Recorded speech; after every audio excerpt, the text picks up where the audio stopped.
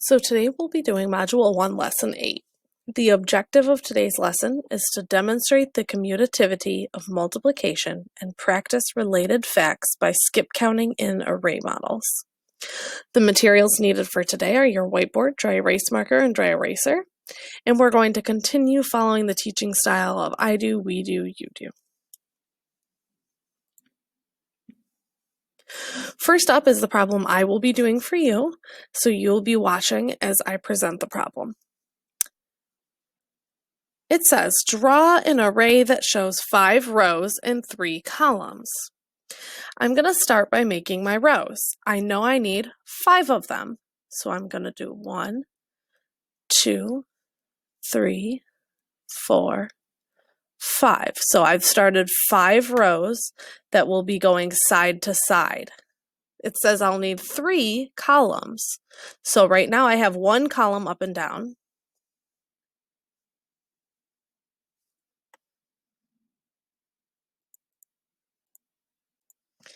I need 2 more columns. So now I have 1 column, 2 columns, 3 columns. Okay, if you remember, the columns go up and down and the rows go side to side. So first I started by making the first circle of each row, and I knew I would need 5 of them. And then I decided I need 3 columns, so that means I need 3 going up and down. So I have 5 rows side to side, 1, 2, 3, 4, 5, and 3 columns, 1, 2, 3.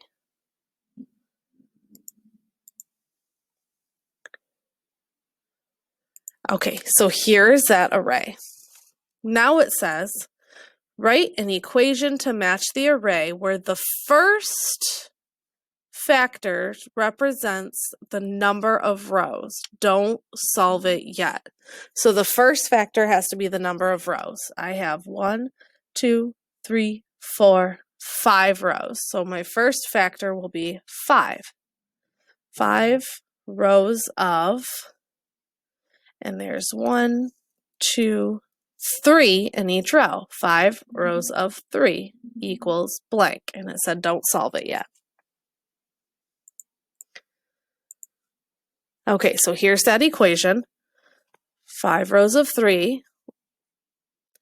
I'm going to change the problem slightly. Rotate the array to match 3 rows and 5 columns. So now I want only 3 rows and there to be 5 columns. So I'm going to take this array that we had from before and I'm going to turn it on its side. So now I will have 1, 2, 3 rows, and I need 5 columns going up and down. So I need 5 of those. 1, 2, 3, 1, 2, 3, 1, 2, 3, 1, 2, 3. Now you can see I have 5 of them. 1, 2, 3, 4, 5. So I have 5 columns going up and down and 3 rows going side to side. And you can see it looks just like this one, except it is turned on its side.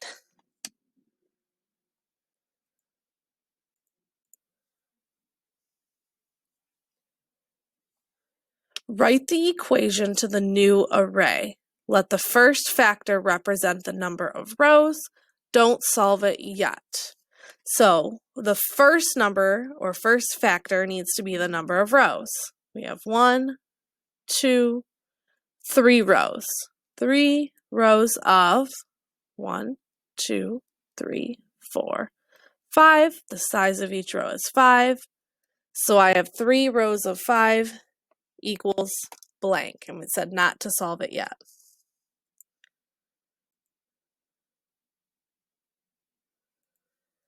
Okay, so here's our 2 equations. The one we just did that was 3 times 5 or 3 rows of 5. And the one we did first, which was 5 rows of 3. And here's the array 5 rows of 3. So it says, explain the difference between these problems. This is where we're going to do a breakout room. So I want you to look at these two problems. Here is an array for 3 rows of 5 and the equation 3 times 5. Here is an array for 5 rows of 3 and the equation 5 times 3. What is the difference between these two sides or these two problems? First, I'm going to give you a minute of think time to come up with your answer, and then I'll send you into groups so that you can share your answer and see if you all feel the same way.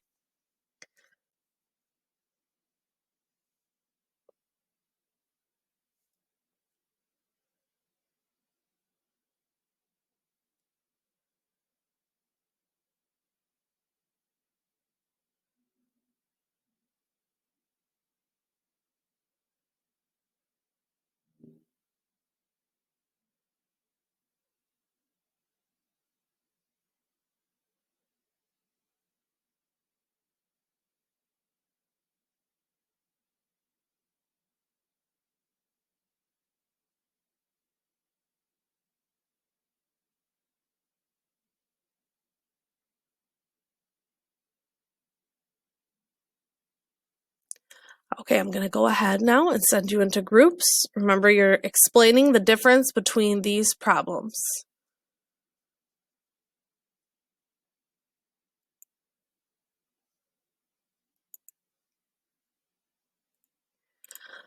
Okay, so what you might have talked about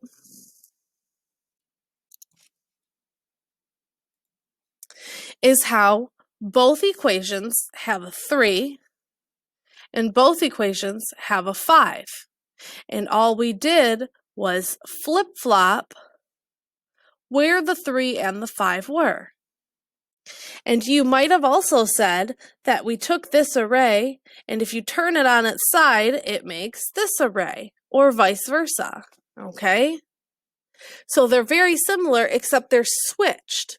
So in this one, 3 is the number of rows, but in this one over here, 3 is the number of columns. And in the first one over here, 5 is the number of columns, but then over here, 5 is the number of rows. So their roles switch.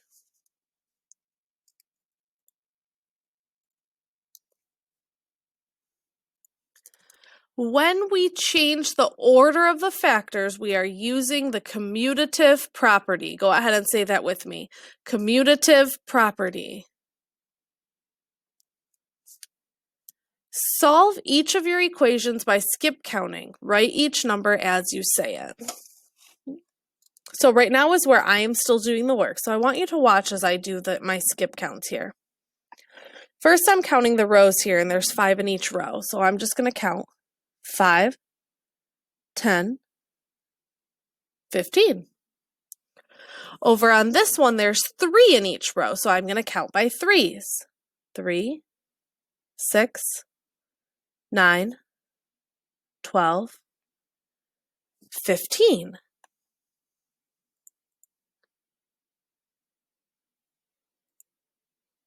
So what we just did is we did these skip counts, and we ended at 15 both times that we skip counted, no matter which picture we were looking at. So 5 times 3, or 5 groups of 3 equals 15. 3 times 5, or 3 groups of 5 equals 15.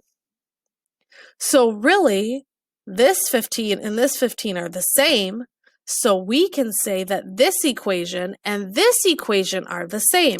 And that's what we have done down here at the bottom when we wrote 5 times 3 equals 3 times 5, because they equal the same thing. They both equal 15. Therefore, they are equal to each other. So when we are writing an equation like that, we can flip the factors and say that they are equal to each other. Now is where you are going to be doing the same thing with me, but we've got some different numbers. So go ahead on your whiteboard and draw an array that shows 7 rows and 2 columns. 7 rows and 2 columns. I'll give you a minute to go ahead and draw that array on your board.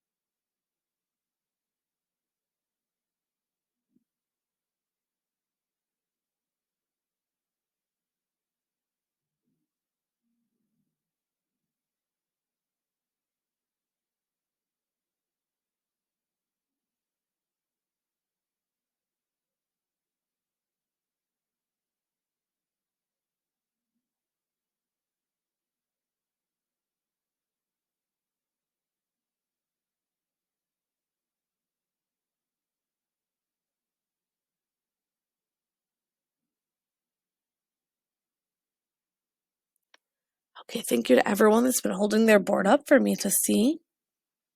If you're not quite sure, go ahead and write along with me and check your work as well if you already have it drawn. So we're going to do 7 rows. So I'm going to start by making the first circle for each row. 1, 2, 3, 4, 5, 6, 7. And I need 2 columns. So I need 2 of these going up and down. 4, 5, 6, 7. So here is 7 rows and 2 columns. So you can see 7 rows going side to side. 1, 2, 3, 4, 5, 6, 7. And 2 columns going up and down. 1, 2.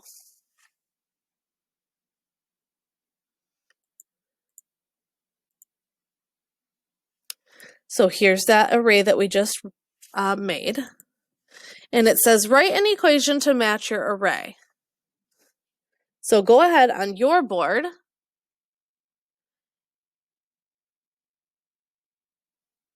and fill in your equation for this array. Remembering that rows goes first.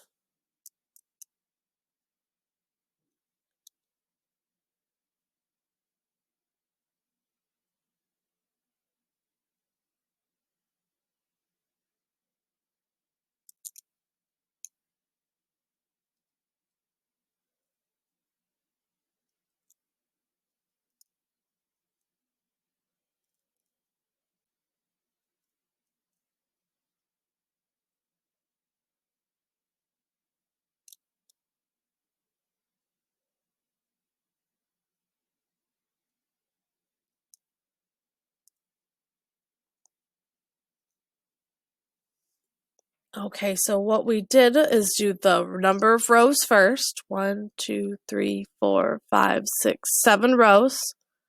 So 7 rows of 1, 2 in each row. 7 groups of 2 equals. Okay, and I'm going to not solve it yet. If you solved it already, that's okay. Keep it on your board.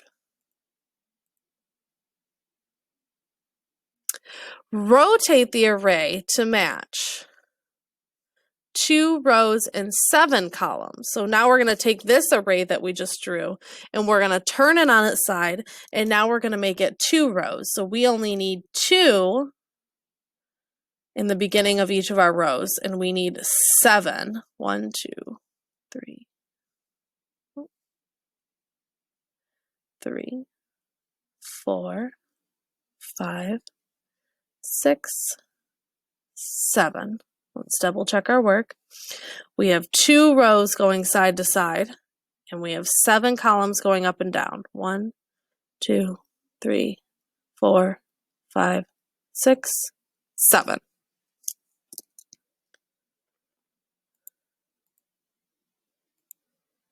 Okay. Write the equation to the new array. So now here's our new array that we tipped on the side, and I want you to fill in an equation for blank times blank equals blank. I'll give you a minute to fill that in on your whiteboard for this new array that we tipped on our side.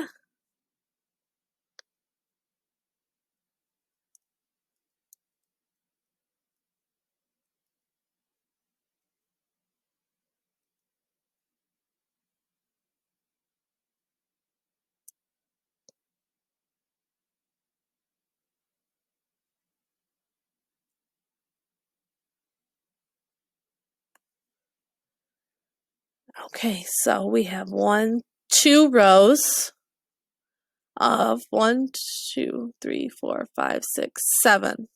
7 in each row. 2 rows of 7 equals, and then you may have filled it in already. I'm going to leave it blank still.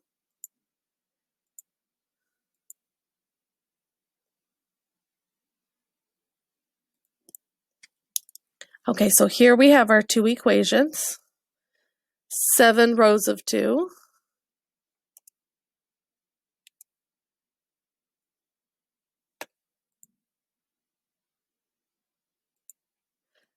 7 rows of 2 equals blank, and 2 rows of 7 equals blank. And we have our two different arrays. This one has 7 rows of 2. This one has 2 rows of 7. And we're at that same question that we came around before. Explain the difference between these problems. So what is the difference between 7 rows of 2 and 2 rows of 7? What is the difference between our two pictures? Go ahead and raise your hand if you can tell me that.